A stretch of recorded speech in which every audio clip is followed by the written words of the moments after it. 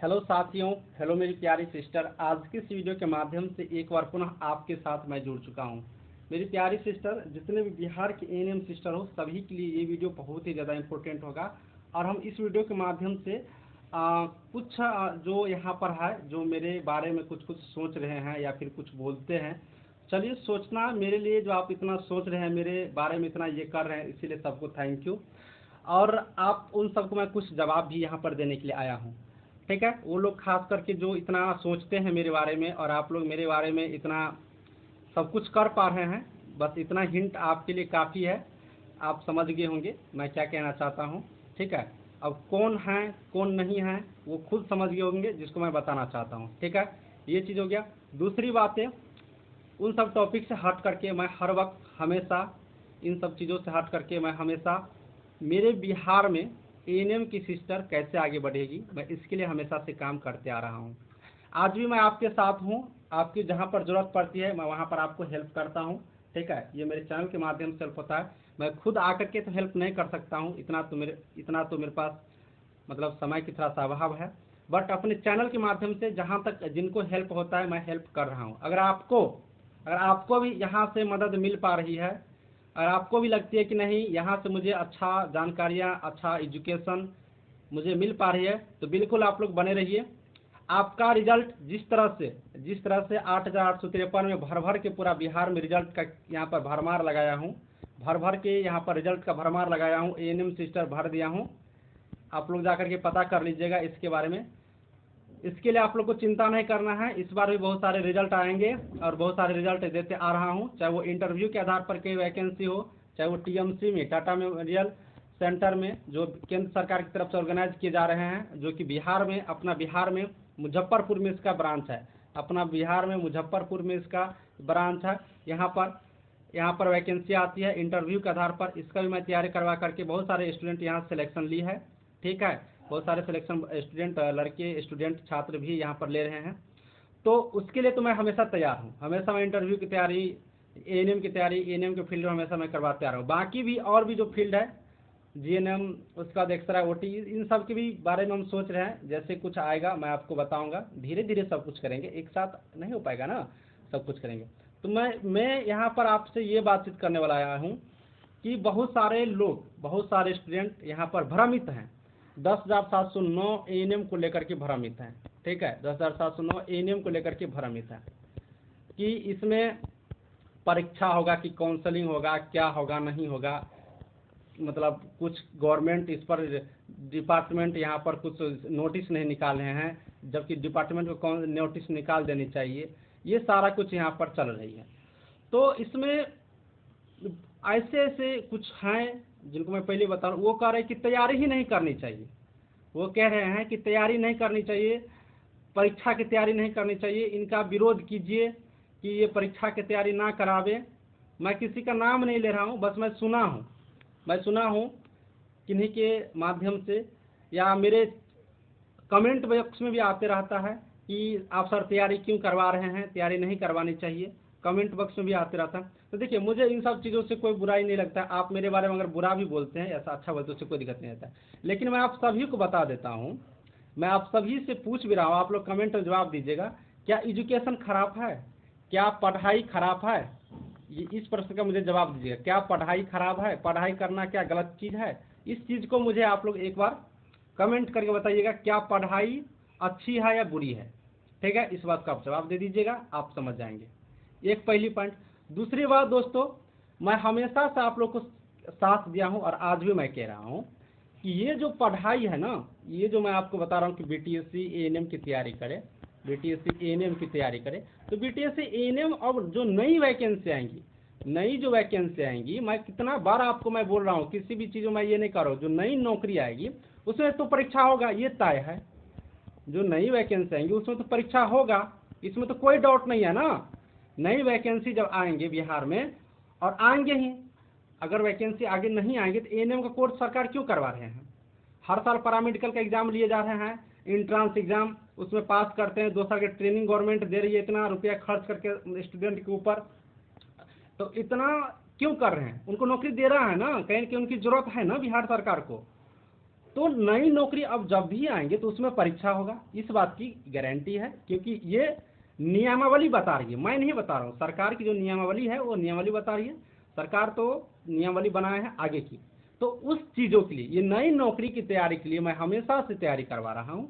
जो देखिए अब वैकेंसी आ जाएंगे उस दिन तो तैयारी नहीं करेंगे। आप सोचने वाली बात है कि आज वैकेंसी आएंगे तो अब तैयारी करेंगे, ये कैसे हो पाएगा? तैयारी तो लोग पहले से करना पड़ता है। तो उसी की मैं तैयारी करवा रहा हूँ नई नौकरी के लिए। तो अगर आपको भी करनी है तो आप आइए। आपको लग रहा है कि चंदन सर के यहाँ से पढ़ने से, कास्ट इन्फॉर्मेशन चैनल के माध्यम से पढ़ने से मुझे लग जाए नौकरी, यहाँ अच्छा एजुकेशन प्रोवाइड हो रहा है, तो आप आइए, आपका वेलकम है। आपको मैं तैयारी करवाऊंगा और आपकी रिजल्ट यहाँ पर होंगे, इसकी सुनिश्चितता है। ठीक है, तो आप आइए। बहुत सारे बच्चे कंफ्यूज में हैं कि सर ऐसा, देखिए मैं कभी भी बीटीएससी 10,700 एएनएम के बारे में मैं कभी कुछ नहीं बोलता हूँ। जिस दिन यहाँ पर वैकेंसी आया था तो 2 महीना पहले मैं ही डाला था, मैं ही सबसे पहले बताया था। वैकेंसी का नोटिस भी नहीं आया था, कुछ भी नहीं, और आपको मैंने बताया था कि अगस्त 2022 में फॉर्म भरना शुरू होगा। तो अगस्त 2022 में फॉर्म भरना शुरू हुआ था। उस दिन भी यहाँ पर हम आपको बता दिए थे कि अब देखिए नोटिस आएंगे तो काउंसलिंग होता है, परीक्षा, इसके बारे में कुछ नहीं, तो काउंसलिंग का है। तो मैं बोला कि चलो भाई काउंसलिंग होगा, सब कुछ होगा, बढ़िया है, अपना काउंसलिंग हो जाएगा, चलो ठीक है। मैं कभी कहाँ तैयारी करवा रहा था? मैं कभी तैयारी करवा रहा था कि बीटीएससी का एएनएम का तैयारी कर लो? नहीं, क्योंकि मुझे भी पता था कि भैया इसमें परीक्षा नहीं होती है, इसमें काउंसलिंग होती है। चलो गवर्नमेंट काउंसलिंग पे ले रहा था, कोई बात नहीं, कोई बात नहीं, काउंसलिंग ले रहे हैं, चलो कोई अच्छी बात है, मेरे बिहार में बहन को नौकरी हो जाएंगे तो अच्छी बात है। लेकिन गवर्नमेंट यहाँ पर एकाएक नियम चेंज कर दिए, एकाएक नियम चेंज कर दिए, रूल बना दिए, नियमावली बना दिए कि अब जो वैकेंसी, अब जो है अब परीक्षा होगा, अब जो परीक्षा होगा। तो मैं इसीलिए अब तैयारी करवाना शुरू किया हूँ कि बीटीएससी में अब क्या होगा, परीक्षा होगा। लेकिन परीक्षा होगा तो मैं इस वैकेंसी के लिए अभी भी नहीं कर रहा हूँ, इस वैकेंसी का मामला भी फंसा हुआ है। मैं बार बार कह रहा हूँ, इस वैकेंसी का मामला फंसा हुआ है। नई नौकरी के, नई नौकरी, बार बार आपको मैं इस बात को कह रहा हूँ, नई नौकरी जो आएंगे एएनएम की, नई वैकेंसी कोई भी आएंगे उसमें परीक्षा होगा। नई नौकरी कोई भी आएंगे उसमें परीक्षा होगा। मैं 20 बार रिपीट करके हर वीडियो में बोलता, तो उसके लिए मैं अभी से प्रिपेयर रहूंगा ना, अभी से तैयार रहूंगा ना, तो उसके लिए मैं यहाँ पर तैयारी करना शुरू किया हूँ। 10,709 एएनएम की बात क्या है? 10,709 एएनएम की मामला भी फंसा हुआ है। अब किस लिए मामला फंसा हुआ है 10,709 एएनएम की? तो 10,709 एएनएम में सिस्टर अभी नोटिस फाइनल नहीं आया है, अभी नोटिस फाइनल नहीं आया है कि एग्जाम होगा, एग्जाम लिया जाएगा या फिर यहाँ पर काउंसलिंग करवाए जाएंगे। अभी इनका फाइनल नोटिस नहीं आया है, डिपार्टमेंट बीटीएस से भी नोटिस जारी नहीं किया। इसके बारे में हम कभी कुछ बोलते ही नहीं है कि आओ 10,709 एएनएम की परीक्षा होगा। मेरा कोई भी वीडियो दिखा दीजिए, मुझे कमेंट कर दीजिएगा लिंक कि आप इस वीडियो में बोले हैं 10,709 एएनएम की परीक्षा होगा। जिस वीडियो में बोला भी हूँ उसमें बिहार सरकार का जो बिहार विधानसभा में बताए गए थे मंत्री जी के माध्यम से, तो वो मैं संभावित बताया हूँ कि देखिए मंत्री जी ऐसा ऐसा बोल रहे हैं, उस चीज़ को मैं आपको दिखाया हूँ। ये नहीं कि मैं बोल दिया हूँ, मैं कैसे बोल दूंगा, मैं तो नहीं बोल सकता हूँ ना, मैं सरकार नहीं हूँ ना। तो ये चीज़ है, इस चीज़ को गौर किया जाए। बाकी आपका अधिकार है भैया कि मैं सरकार से मांग करूँ, तो आप मांग करिए। मैं किसी को रोकने के लिए कभी चैनल पे तो ये बना के नहीं बोलता हूँ कि आप मांग नहीं करिए। आपका अधिकार जितना है, आप अपने अधिकार का प्रयोग करने के लिए आप स्वतंत्र हैं। आप डिपार्टमेंट से मांग कर सकते हैं, आप विभाग से मांग कर सकते हैं, आप गवर्नमेंट से मांग कर सकते हैं, सब जगह से आप मांग कर सकते हैं। ठीक है, मांग करने का थोड़ा सा रास्ता सही रखिएगा, मतलब लोगों को क्षति ना पहुंचे, आम जनों की क्षति ना पहुंचे, कोई प्रकार की कोई दिक्कतें ना आए, इस चीज़ को ध्यान में रख करके आप मांग कीजिए। कोई दिक्कत नहीं है, आपका तो ये अधिकार है, आप अपने हक को मांग कर सकते हैं, इसके लिए कोई ये नहीं है, तो करिए। लेकिन बट आप लोग जो ये सोच रहे हैं कि नहीं ऐसा ऐसा, नहीं, ऐसा कुछ नहीं है। मैं पहले से भी तैयारी करवाते आ रहा हूँ, मैं आज भी तैयारी करवाऊंगा, आगे भी तैयारी करवाऊंगा। ये नई नौकरी की मैं तैयारी करवा रहा हूँ, नई नौकरी कोई भी आएंगे उसके लिए। ठीक है, अब बहुत सारे बच्चों को मन में ये भी प्रश्न है कि सर बिना सिलेबस के कैसे पढ़े। देखिए, आप सिलेबस की मैं जिक्र कर देता हूँ, ये कॉमन सेंस की बात है, ये कॉमन सेंस की बात है। ठीक है, ये कॉमन सेंस की बात है कि यहाँ पर सिलेबस, ठीक है, कॉमन सेंस की बात है, सिलेबस कॉमन सेंस की बात है। आप एक एएनएम हो, आप एक एएनएम, बीटीएससी एएनएम की सिलेबस जारी नहीं किया है, मैं मानता हूँ ये बात सही है, ठीक बात है। लेकिन आप एक क्या हो, एक एएनएम हो, तो आप एएनएम हो तो आपको एएनएम का ही पढ़ाई करना है ना। सिलेबस क्या होंगे, जो आप एएनएम का जो आपने कोर्स किया, 2 साल ट्रेनिंग किया, तो वही सिलेबस होगा। बाकी यहाँ पर कभी कभी एग्जाम में जीके, मैथ या फिर रीजनिंग यहाँ पर पूछ लिए जाते हैं। रीजनिंग यहाँ पर पूछ लिए जाते हैं, ठीक है। तो मैं अभी जो पढ़ाई करवा रहा हूँ तो मैं जीके का, मैथ का, रीजनिंग का पढ़ाई नहीं करवा रहा हूँ, क्योंकि मुझे पता है कि अभी सिलेबस जारी नहीं हुआ है। लेकिन आप अगर एएनएम की नौकरी लेना चाहती हो, अगर एएनएम की यहाँ पर पढ़ाई करनी है, तो भैया एएनएम का तो पूछेगा ही ना, एएनएम तो नहीं छट जाएगा, एएनएम सिलेबस तो नहीं छांट देंगे। अगर एएनएम को ही छांट देंगे तो वो एएनएम कैसे बनेंगे? ये तो सोचने वाली, ये तो कॉमन सेंस की बात है स्टूडेंट, ये तो कॉमन सेंस की बात है।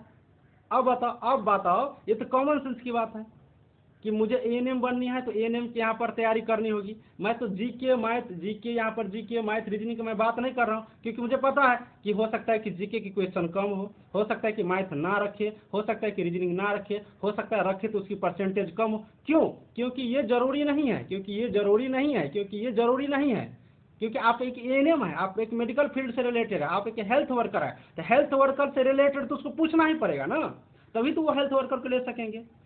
हमें इंजीनियर लेना है, मुझे इंजीनियर की बहाली करनी है, तो भैया इंजीनियर से प्रश्न पूछेंगे ना, ये तो निश्चित है। बाकी और भी फील्ड से पूछ सकते हैं, उस पर डिपेंड, अगर उनको मन होगा कि मैं पूछूं तो पूछ सकते हैं, थोड़ा बहुत जानकारी ले सकते हैं, लेकिन पूरे जानकारी तो नहीं लेगा। कम से कम 50% प्लस क्वेश्चन तो एएनएम से उनको लेना होगा। ये तो खुद सोचने वाली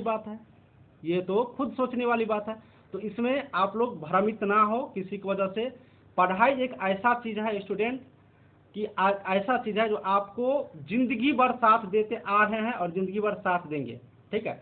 आपका जो हक है, जो अधिकार है, वो मांग कीजिए, आपकी वो सरकार से मांग कर सकते हो, उसमें कोई नहीं। मैं भी अपने हक की मांग करूंगा, अगर मुझे दिक्कत होंगे मैं भी मांग करूंगा।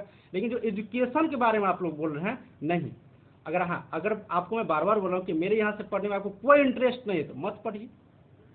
बहुत सारे गुरुजी हैं, बहुत सारे सर हैं, बहुत सारे प्लेटफॉर्म है, आप वहाँ से पढ़िए, वहाँ से आप पढ़ाई कीजिए, जहाँ से आपको यकीन है, विश्वास है, बिलीव है, पढ़िए, कोई दिक्कत नहीं है। पढ़ाई को तो कभी गलत नहीं करनी चाहिए ना, ये तो आपको फ्यूचर है, यही तो आपको यहाँ तक लाया है।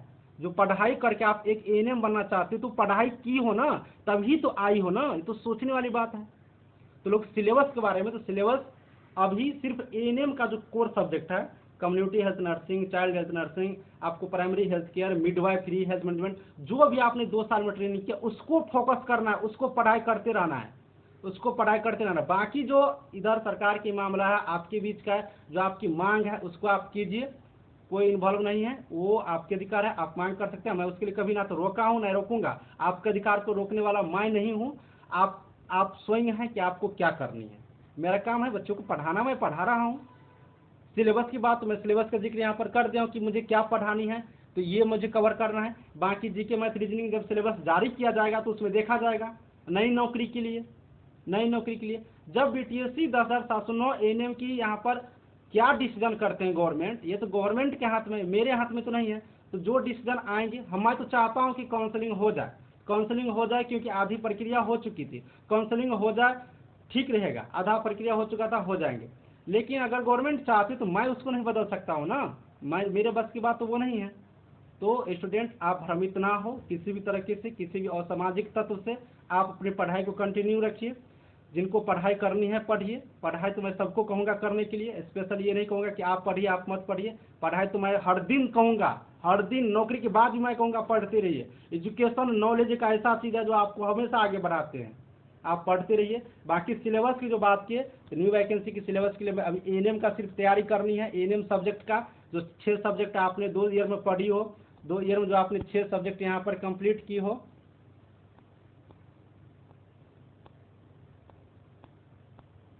एक मिनट रुक जाओ, तो ये 6 सब्जेक्ट टोटल आपने 2 ईयर में ट्रेनिंग की हो, 2 ईयर में आपने फर्स्ट ईयर सेकेंड ईयर, तो आप पढ़िए इनको। बाकी जो जीके मैथ रीजनिंग है, बाकी जो जीके है, मैथ है, रीजनिंग है, इनका जब सिलेबस जारी होगा, इसमें क्या कुछ रहता है, क्या बनाए जाते हैं, उसके अकॉर्डिंग हम लोग पढ़ेंगे। बाकी जो एएनएम का ये फिक्स है, ये आप खुद सोचने वाली बात है, इसमें तो पूछे ही जाएंगे, इसकी तो कोई डाउट ही नहीं है कि उसको एएनएम है, वो एएनएम को लेना है। तो इस तरह से हम लोग को तैयारी करनी चाहिए। आपको मैं बताता हूँ, वीडियो वैसे लंबा जाता होगा, आप सुन लीजिए, मैं आपको बताता हूँ कि बताइए, आपको बताता हूँ जैसे कि एएनएम की इंटरव्यू की नौकरी होते हैं, या फिर एएनएम की, या फिर जीएनएम की, या फिर बहुत सारी चीज़ों की, तो क्या इंटरव्यू के सिलेबस जारी किए जाते हैं? मैं आपको एक लाइव एग्जाम्पल दे देता हूँ, अभी विधान परिषद वैकेंसी निकला हुआ है, विधान परिषद मैं भी तैयारी करवा रहा हूँ, ठीक है। विधान परिषद वैकेंसी निकला हुआ है ऑफिस अटेंडेंट का, कार्यालय परिचारिका ऑफिस अटेंडेंट का। इसमें इंटरव्यू के आधार पर है, तो इसमें सीधा लिखा हुआ है कि इंटरव्यू होगा। अब ये तो नहीं लिखा हुआ है कि इंटरव्यू होगा और उसको ऑफिस अटेंडेंट लेना है, तो भैया इंटरव्यू होगा ऑफिस अटेंडेंट को किस लेवल का क्वेश्चन आएंगे। चूंकि ये वैकेंसी 10th लेवल का है, अभी भी 21 तक फॉर्म भराएगा, आप लोग फॉर्म भर दीजिएगा, बिहार विधान परिषद की वेबसाइट पर है। 10th लेवल की वैकेंसी है, तो 10th लेवल के क्वेश्चन आएंगे, ये तो सोचने वाली बात है। 10th लेवल की जो इंटरव्यू की नौकरी होती है, जो बिहार ऑफिस अटेंडेंट उस लेवल के आएंगे, ये तो सोचने वाली बात है। अब इसके लिए हम क्या करेंगे, उसको पूछेंगे नहीं, हमको बता दो किस में से पूछेंगे, किस विषय में से पूछेंगे। तो ये थोड़ा खुद का भी कॉमन सेंस की बात होता है, थोड़ा सा इन पॉइंट को ध्यान में रख करके पढ़ाई को ड्रॉप मत करना है, पढ़ाई को कहीं रोकना नहीं है। और एएनएम को घोर करके पी लीजिए, एएनएम सब्जेक्ट को आप कभी भी वैकेंसी आएगा बिहार में तो आपका हो जाएंगे, इस बात की एकदम फिक्स है, गारंटी है। चलिए वीडियो को समाप्त करता हूँ। कैसा लगा आपको वीडियो, आप कमेंट एक बार जरूर बताइएगा। थैंक यू प्यारे सिस्टर।